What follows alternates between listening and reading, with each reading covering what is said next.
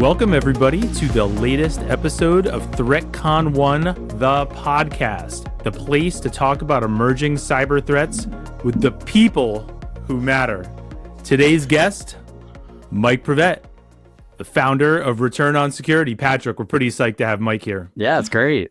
Yeah, thanks so much for having me on. So, Mike, we've been working together for a little while now. We've known each other for a couple of years. I know you go way back with Patrick, too. But, like, I gotta just start out. Like, are you the tallest guy in cybersecurity? I don't think I'm the tallest, but I've caught a few people off guard, surprisingly, such that I even had to do a PSA before I went to a conference to like, hey, I'm not weird tall, but I'm like a little tall. And people either think I'm like 5'0" or like, I don't know, something on Zoom. But it always takes people aback. It's so funny. Now, how tall are you actually? Are you like 6'7", 6'8"? No. That'd be like weird tall category in my mind. No, I'm like 6'4", 6'5", something like that. Okay, it seems taller. I'm 6'2". I'm usually taller than most people in cybersecurity. And I was like, all right, like Mike is like a big dude. I love it. It's so funny. Because if you were like 6'7", I don't know if you guys have seen this from the kids, 6'7". Oh yeah, the kids say it constantly. Oh man, you'd be out there dunking a basketball, probably just living the dream. Of course, living in Europe as well too. So you're obviously from the U.S., but how long have you lived in London? A little over 2 years now. Do you get to go and just like because of like London is just a great hub? Are you like traveling Europe and just seeing all kinds of cool stuff? Oh yeah, definitely. And that was a really big reason why we moved, is to be able to have access to all that stuff so much easier, much quicker, much better kind of transit system, easier to hop to different countries and still get access to the US when we need to. So it's, still come back for all the major conferences and see family and stuff. But yeah, we really wanted to use that as a hub to just explore. That was kind of the whole point of the visa. Very, very cool. What's the last trip that you did outside of London? Just to go to a place. Wales last week. Cool. That was fun.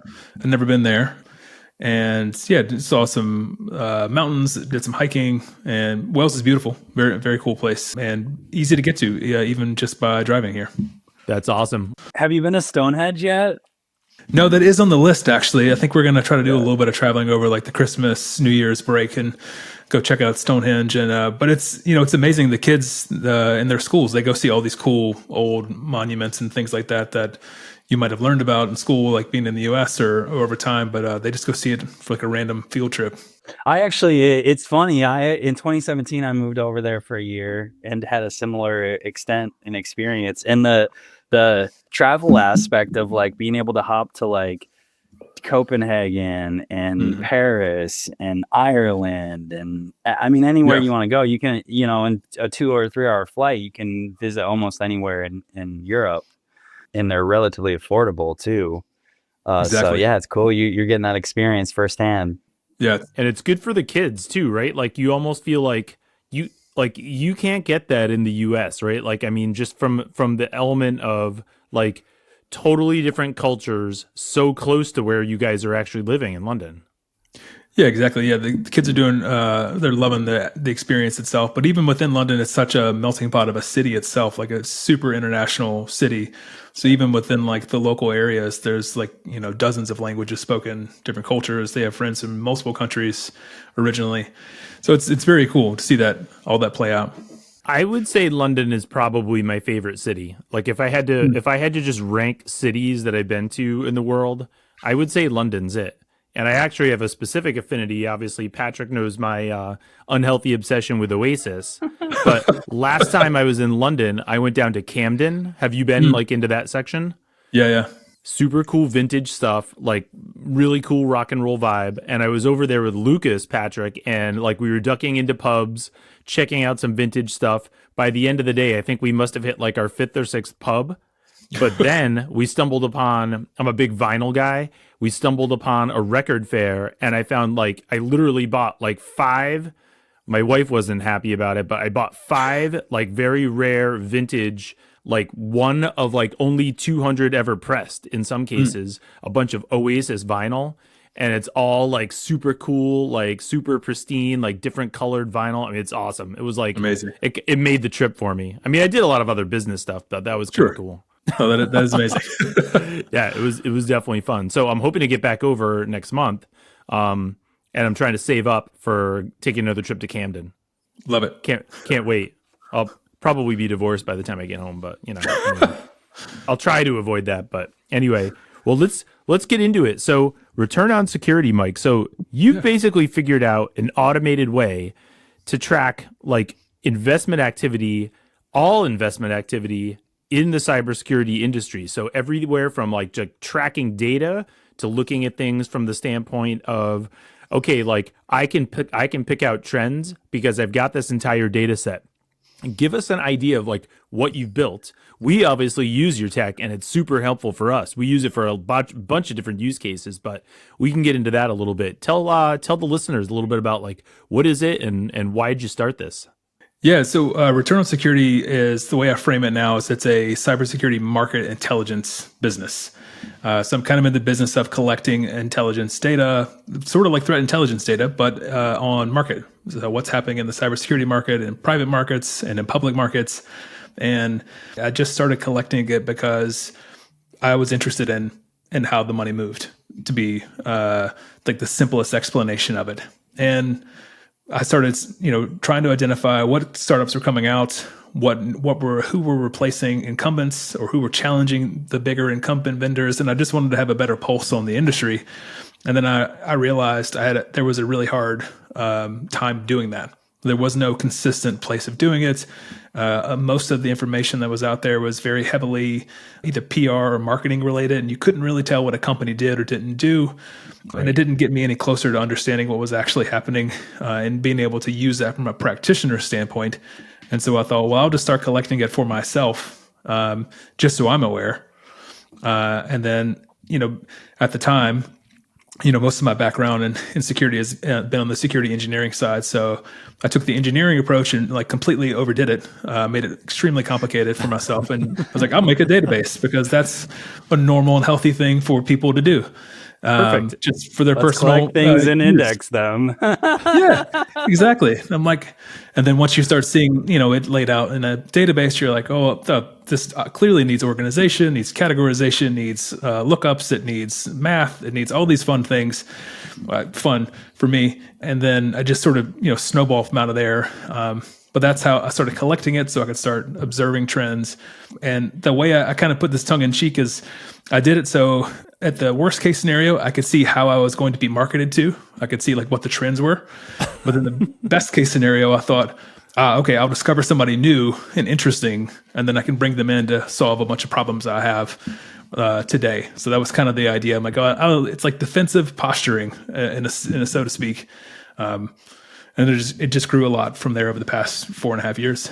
That's great. It's super cool. Hey, this is kind of interesting, and I think like a lot of great businesses are created this way, which is like curiosity, wanting to understand more, and starting to build off of that. And because it's kind of funny, like even when I talked to Anthony and Jake at Volncheck, like they were just, I think they were like, we wanted to collect better exploits so we could, build better detections. Might be some of the premise more than that.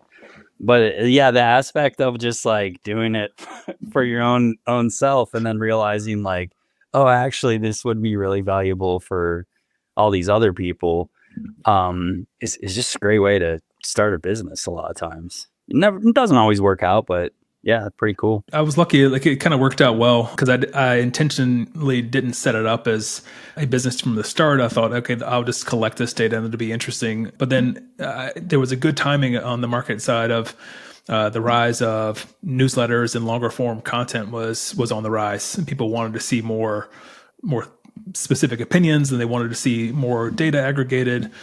And I thought maybe I can, write something about this and share it with people, because if I find it useful, maybe a few other people do too. And it just sort of snowballed from there. And then I was able to get feedback from my friends who were in finance and to say like, hey, I want this to be easily digestible for someone who's in finance and in cyber. I'll cover the cyber part, but I need to make sure that it's like consumable for somebody who would look at this from like a term sheet or deal flow, or from an investment banking lens, but without having to go sit for your Series 7 or whatever, bankers do. Right. And so that was kind of the aspect. I'm like, I'll make it easily to understandable from both sides, and then I get to keep one side and finance and kind of macroeconomics of the space, and then also still make sure it's usable for people who are doing the job every day. And so we've talked about the data so far, but like the data helps inform the insights that you're able to start to put out there in the market with the return on security newsletter. Like I always look at it, I'm like, it's not really a newsletter. It's like intelligence for the market.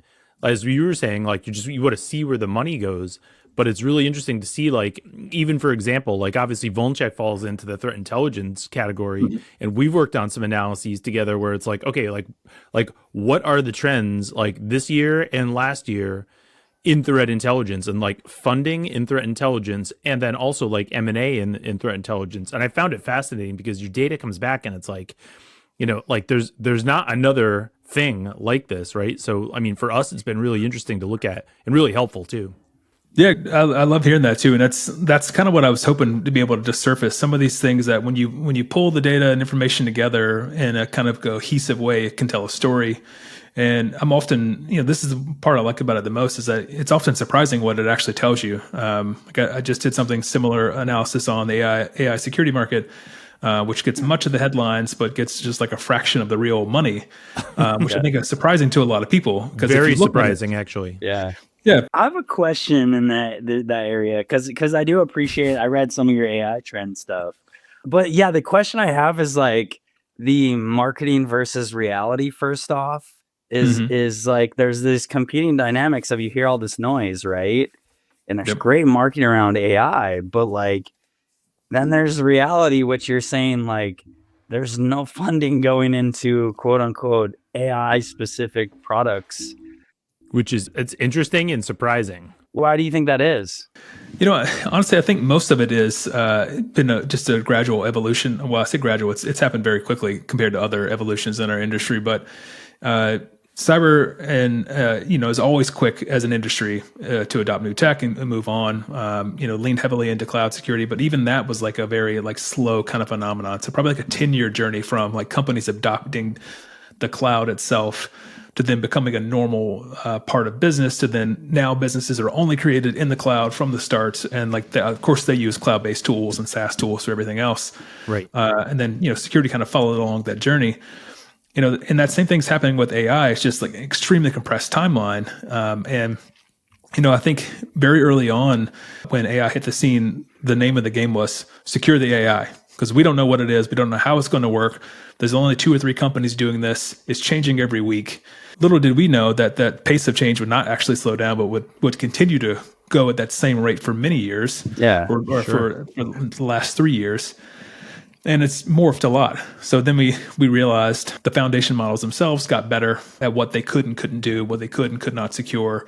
People's aversion to it changed. People's willingness to adopt it from both a business, personal standpoint changed dramatically.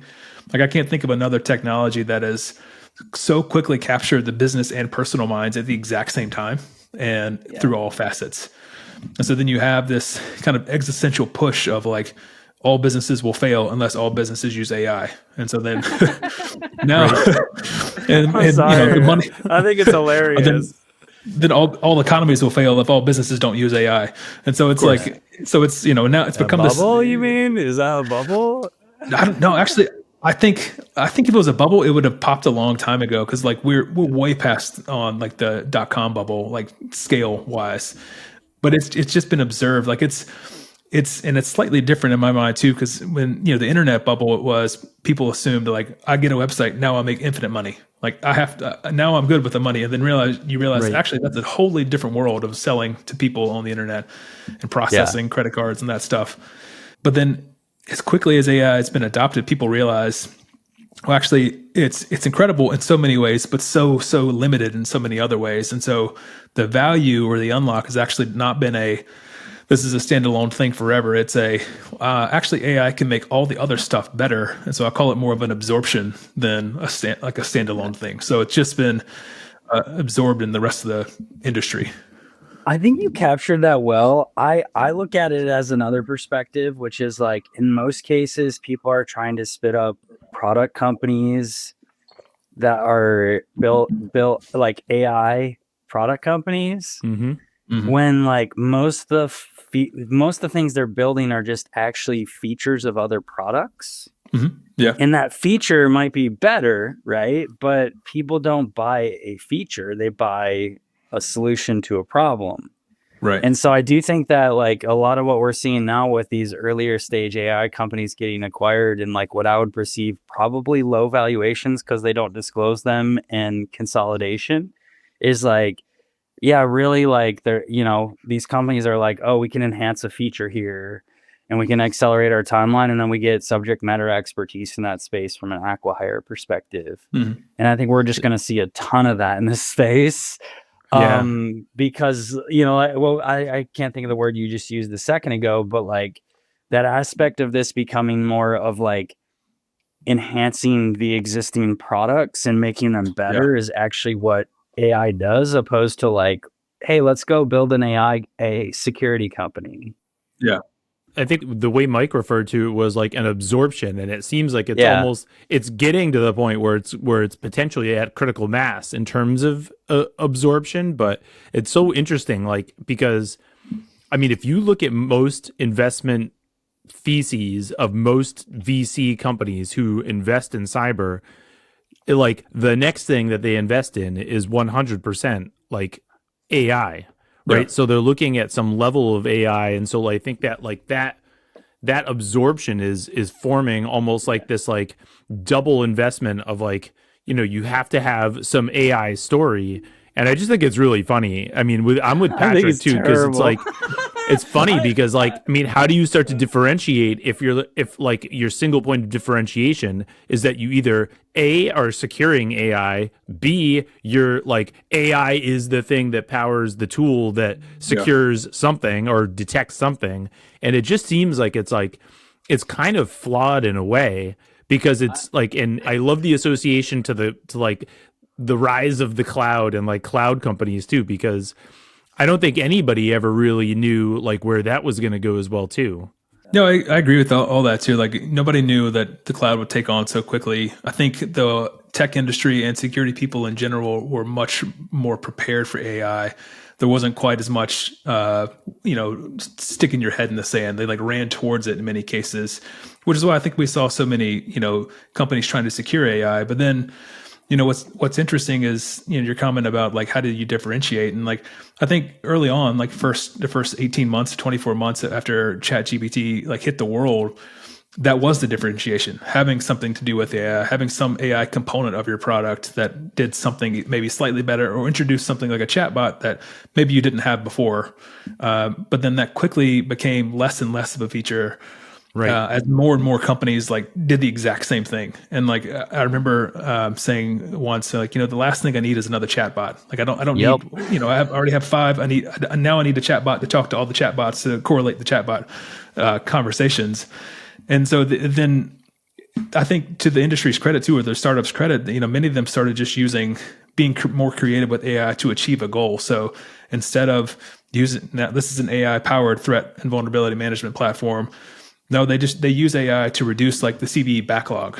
That's an interesting story to me, and that's cool that you can use that. But the outcome is that CVE backlog gets reduced meaningfully, and you focus on the right things. Not they use AI to do it, but you could replace AI with any other made up word, and you still get the outcome. And I think that's right. To me, this is actually a good evolution of the industry, because if you kind of bucket up, the AI for security and security for AI concepts, the security for AI TAM is extremely narrow, but incredibly deep. So like only a few companies in the world will need that level of securing. It'll be your foundation models, your hedge funds, your large banks who do some of these like proprietary things or running their own models. But then the universe or the TAM of companies that need AI to support security, infinite. It's all of them. Like, so that becomes the rest of the product. And like, I think to me that is a good maturation of that space. I think validation of that this week, like, and I kind of laugh at this, that OpenAI launched their own beta security product. Yeah, they're all doing it now. Yeah. People keep on asking me, they're like, Patrick, like they say this is going to replace security researchers' job. Are you afraid? And it's like, It's like, well, no, this is just OpenAI going, there is a ton of money on the table in security, so we need to launch a product. Exactly. My thoughts exactly too. My concept there is, it's like, okay, it might solve some aspects of problems and challenges, but I think the reality is there's a lot better positioned products and companies in the space they're trying to compete with, which is more like a GitHub or a Sneak. Yeah. Agreed. And so it's going to be interesting to see how this plays out, because like, it's like, oh, hey, we have this capability. We can now collect dollars from security buyers because there's just a lot of money in security. And I think that companies like OpenAI, like, they're not profitable. They're bleeding money, which is kind of interesting.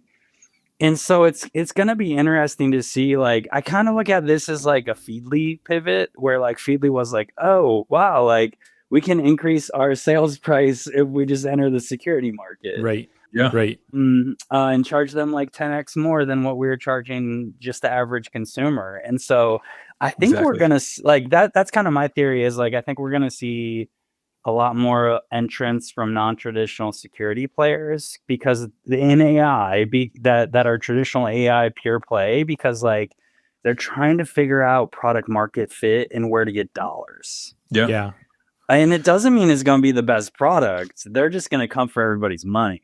Right. I think that's the biggest thing. I actually have done a little bit of research on it this week, and I've got to put a slide together for a meeting coming up. But like, it just seems to me like it's like, I think the message is good that they're delivering, and I think it's actually like, it's kind of cool that they're doing it. But like, to both of your points, I mean, who knows if it's actually going to be like some meaningful moment in the market that like has, some capacity to sort of like enact change in the market, or at least like, maybe adoption. And I agree, Patrick, it is kind of a money grab, but we've got so much more to cover today.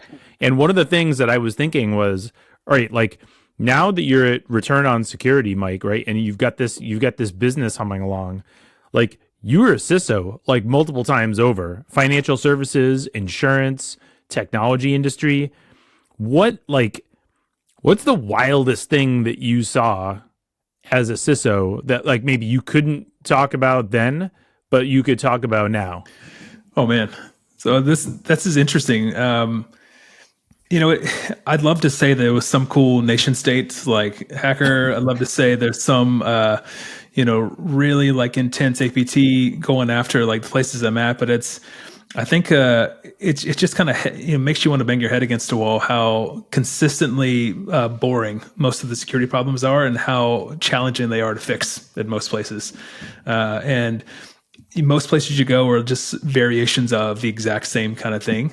I think some of the most interesting pieces though were often when companies I worked at when I was in security, where I got an insight into what fraud was doing. And that was by and away like some of the most interesting and clever use of like tactics that attackers would use, because there was real money on the line, real financial gain to be had. And fraud was one of those interesting worlds where, so basically security wishes it could be the fraud industry, because fraud you can actually measure a dollar spent equals a dollar saved in loss prevention. You can't do that in cyber. Like you hope to do that in cyber, and all the risk quantification in the world can't actually measure some of these things precisely the way that fraud can for loss aversion. So it was always interesting to see the low tech or then the high tech ways that the attackers would do and would get the security team involved in, and say like, okay, how do we make sure that we don't get scammed from some of these things? But I wish it was a lot cooler than that. Well, it sort of brings me back to, so at in a past life, I ran marketing at Risk Recon, which was acquired by obviously MasterCard. And I remember like we were so focused on competition and growing and just like, very, very startup, and just hit the ground, feet on the street, hire more capacity. And all of a sudden, a financial services company acquires the business. And I remember what they were saying. The guy who led the acquisition, Simon, was basically saying, all right, like, if I can basically dumb down this third-party risk approach for merchants in the world to drive down fraud by 5%, that's a huge win for Yeah. MasterCard in acquiring this technology. Now, I mean, I left. I didn't really want to work for a financial services company. I wanted to keep building stuff, but like that was the thesis. And from my perspective, I was like, that sounds awesome. It's cool on the surface, but is that going to be, like, is some merchant in, Turkey going to be interested in how they manage the risk in their business with a dumbed down platform where they're like reading the report that Risk Recon spits out, and like, Yeah. is that going to be something, right? So like, I never was like it's like I was skeptical at a minimum. I think that's fair. Financial services is it's a different pace for others. Like I've worked for some pretty large financial services companies and some like in the fintech as well. And it's just you don't really get the scale of complexity outside of some of those large organizations. And there's always a looming compliance and regulatory hammer like just waiting behind you that truly drives most of what you do. Like whether you want to do this or not, like they kind of push that. And the bigger you are, the more regulated you are. But they are willing to spend, so you get to see lots of stuff, manage lots of tools, have big budgets, and so that part can be nice because then you get to really run the gamut and see some cool startups and then some big ones as well. So that there's definitely some benefits, but it is a truly different pace of work. So interesting. Like, cool. I wanted to ask you, like, what was the most surprising thing that you saw back in your CISO days, but I'm going to switch the question up. Were you surprised by like just some like unbelievable output from like some really cool either startup or like a more established like SecOps platform? Like, was there something that you used and you were like, this actually really works well and I'm seeing like huge value from this because of XYZ? Yeah, no, I can truly think of several times I brought in like a startup at a place that like would be like a step function change for either our security teams directly, or my favorite approach would be to like level up a developer team such that we could have a seat at the table. Because often like, we wouldn't be allowed into some of the, especially in banks where, the developer side really kind of run that. So it's hard to get your way into the line of business. It's hard to get your way into the AppSec teams, but if you can make them go faster and be some more secure. And then my favorite tactic of like, and I'll pay for it, and just let us use it with you. And that was often a fun way to get involved. But yeah, many ways to like, speed up the development process. It was also a great way to get us as a security team, security engineering teams, also like quick access to the platforms they were working on. So now we weren't just, Cool. We were at the tip of the spear with the rest of the developers, which was always the most fun because then we could build for ourselves and then stay up to pace with everyone else. Those are always great.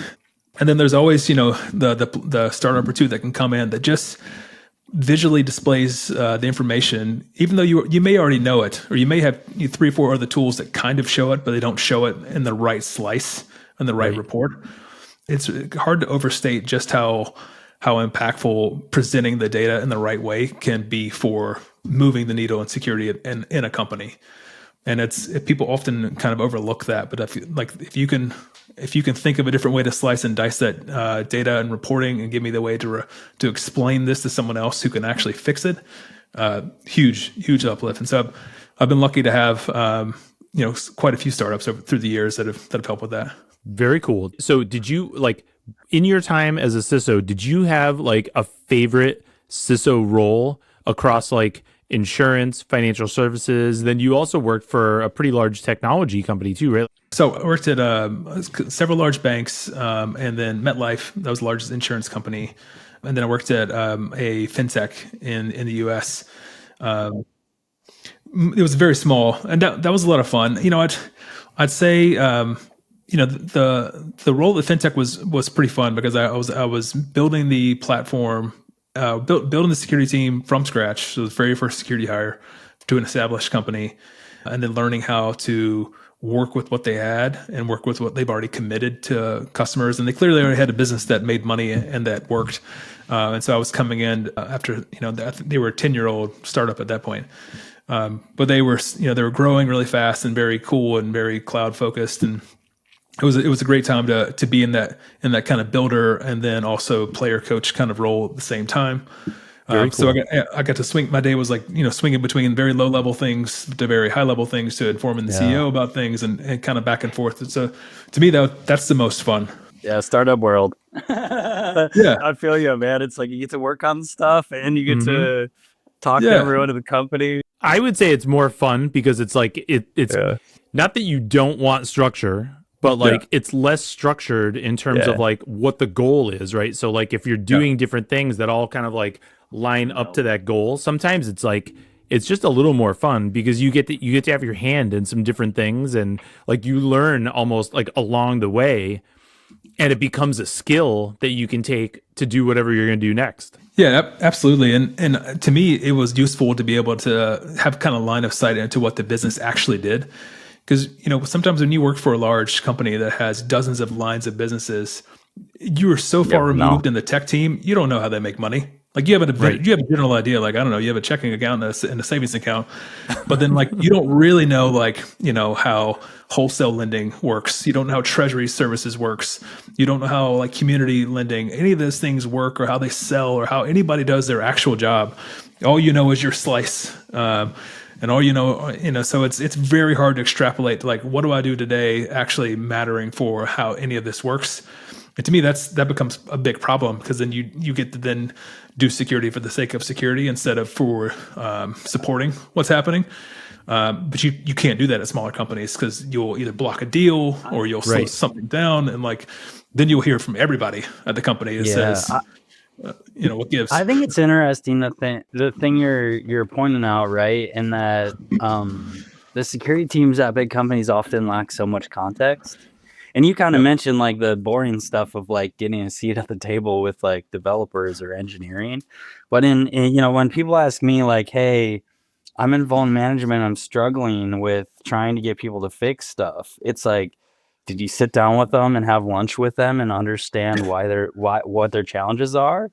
Yeah. And I know like talking to a few people, like one of them's in automotive and they're like, I went and did that. And then I discovered that like their lines on the manufacturing floor run 24/7 and they literally have zero downtime until their changeover window, which is in December. So me trying to get them to update the SAP system any other time outside of like the 2-week December change window is like out of the door, out the window. Yeah. They don't care.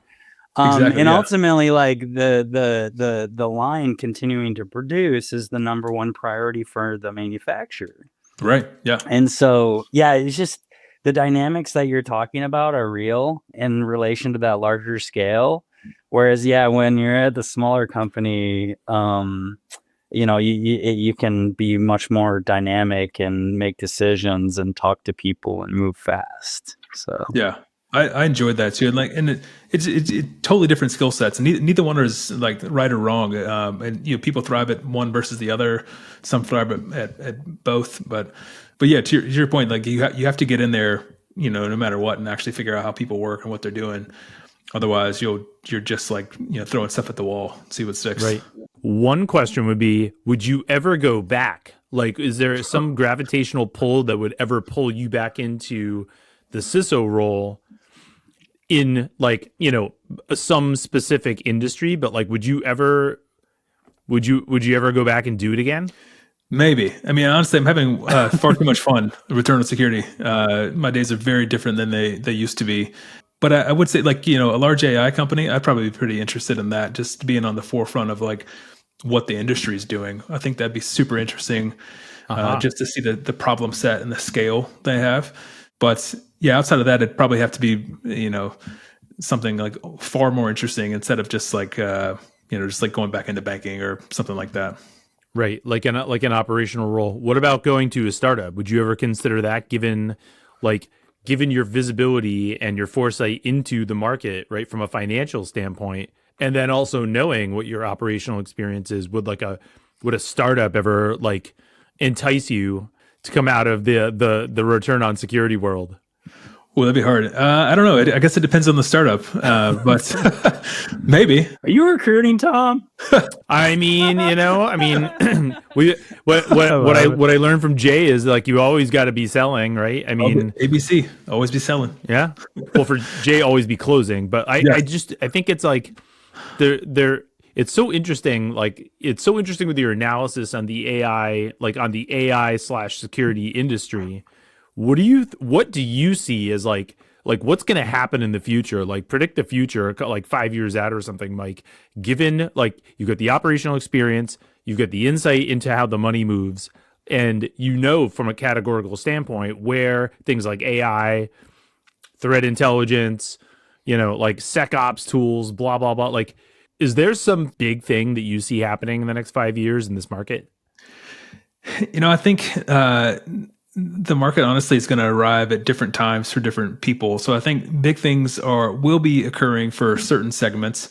Kind of the largest and most regulated companies will be the slowest to adopt any of these things. But I can see the size of security teams shifting, or like the capabilities and importance of it shifting. Like what I don't see happening is like, one person running like 10,000 agents by themselves. Like I don't see anything like that happening. Right. Just because like the closer you get into AI, the more you realize how much scaffolding is actually required. So it's like you pick up a rock and there's 3 smaller rocks, and you pick up those rocks, there's 3 more smaller rocks under each rock. And like you just realizing, oh, actually this still needs a whole lot of structure. Context is one thing, but then usability is another. Then like understanding how a human would use this is a totally another, versus then weighing all that in terms of like a cost benefit analysis of like, do I hire a person, or do I hire a contractor, or do I buy a tool? I think those things are like still going to be too complex to like meaningfully change or outsource all that to AI. I think there's still too much actual hard work to be figured out and done. But I do think the teams or the makeup of the team of a security team will change some, and where they focus and kind of spend their time will change some. I also see, I suspect that, there will be actually fewer silos as we go along in terms of tech between like different tech teams and security teams. And it'll be more like, let's all agree to use these multiple sources of data, and then bring your own tool, bring your own agent, bring your own dashboard, figure out, run from there, use the system of record for this. Then we can all, share alike kind of thing. And I think that'll be the people who can kind of figure that out and build their teams around these things that are using AI to help build tools or build scripts or build repeatable things that people can use to then go back to get the answers, not to like reduce work or whatever, but to get better outputs and outcomes from the work they are doing. I think that those are the ones who succeed. But I just can't imagine. I even talked to a company that was doing like an AI CISO, like a chatbot CISO. Like I just can't imagine that's ever going to work in any kind of scale, like outside of maybe a small company. But like I can't see like, hello, AI CISO of JP Morgan Chase. What do we do today? Right. Like I just can't see that happening. It's like you need the human reasoning behind it. Every time I see another chatbot, I've run at so many of these, and it's just like. I think part of the problem is like the person that builds it like knows what questions to ask it. So they're like, this is the best thing ever, but that's because they built it, but nobody actually understands what questions to ask the thing. Yeah. And so it kind of becomes useless. And I think and so people ask questions that it wasn't trained for, and then they get bad outcomes. Right. Yeah. I think anytime you rely on a human, like, and their creativity to do these things, like you're already kind of asking for failure. Cause like people say like, oh, one day we'll be able to make our own movies or make our own video games and stuff. Or like write on Netflix. I'm like, that's the last thing I want to do. Like, I'm not that creative. Like, I don't know, make the guy run, make the guy like jump off a bridge. I don't know there's too many variables that I don't want to have to deal with. So like, well, what do I need? I need scaffolding, something like a season, something like this genre. Right. Like the human mind's not there yet. I don't know that it ever will be. You know what it reminds me of, Mike and Patrick, is like if I have questions, like if I pull up, so I have Verizon. I know they do it a little bit differently in terms of like your service provider in Europe. It's like actually a better system, but you have to go through, like here in the States, obviously you have to go through the provider, right? So I have Verizon for mobile, right? And it's like I look at all the mobile devices and all the stuff that we have. I can never get the answer that I want on the Verizon app because for some reason, I always have this outlier question that's never been asked before. And it's like, oh, wow, this is like way too complex. And all I do is just get I get all these help articles for any question that I ever have. And it's just totally useless. And I want to throw the phone. We had Yes. an instance with a service provider where they put a chatbot in Slack that gave us the wrong information and from a configuration standpoint because Oh, it's yikes. AI generated. Yeah, and you're just like, we're like, dude, we're following what you told us, right? And they're like, oh, sorry, that was our AI chatbot that told you to do that. And it's like, Yeah. well, that's a really bad outcome. Yeah, that's a problem. Like, we want to talk to the person next time. And they're like, well, like, this is how our system works. And it's like, so basically you're okay as a company giving us the wrong advice, which could be like detrimental, you know? Right. Yeah.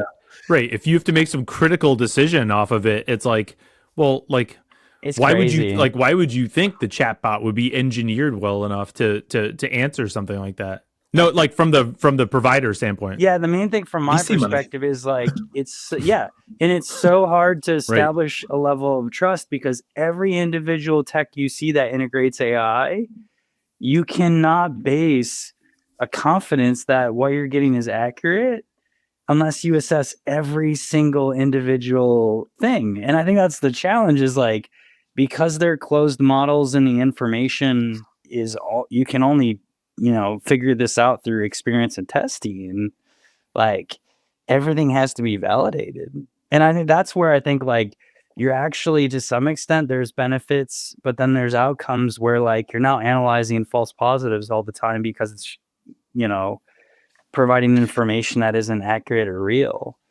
Yeah. But yeah, that's just my gripe. Like I think some of those problems in some areas as you get more focus get solved, which is good.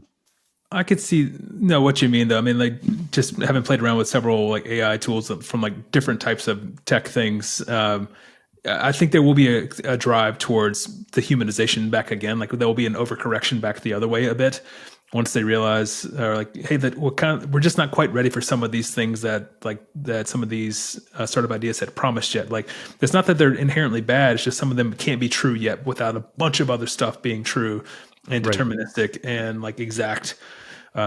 Which many companies are working on, but then there's just so many things like you just can't outsource your entire like marketing team or your sales team. You can't do those things like even though many startups are trying to do those things kind of wholesale. Or the CVE program. Yeah, can't do that yet. But yes, I think there'll be a push towards that as well. Like there'll be some sort of rekindling of the framework there. Amazing. All right. Well, we're up on time. What's your next trip in Europe, Mike? Like what's next where you're leaving an awesome city of London and going and finding that next historical experience with the kids? I think Italy, do some skiing there. So that should be fun, like in the Dolomites area. So that should be exciting. And then who knows, maybe Scotland. Yeah, it's always a fun place to go. We've been there a few times. Love it. Going there. Yeah. Super cool. I'm jealous of the skiing. I think I'm heading in next month at some point, probably for hip surgery. So like, it looks like my ski is over. My ski season's over before it even starts. But like when you're on the East Coast, like I am, it's like you're skiing on ice anyway. So like, yeah, true. That's what I grew up skiing on. I'll just drive the kids and my wife, and I'll just like hang out and like drink IPAs in the lodge. I'm fine with that. That's not all bad, It's called recovery. That's right. Even though it's not. Well, Mike, thank you very much for joining Patrick and I today on the ThreatCon 1 podcast. We appreciate it. Good luck. Hopefully, I'll see you in a couple weeks in London, and stay tuned, everybody, for our next episode. Awesome. Thank you guys for having me on. Thanks, Mike. Take care.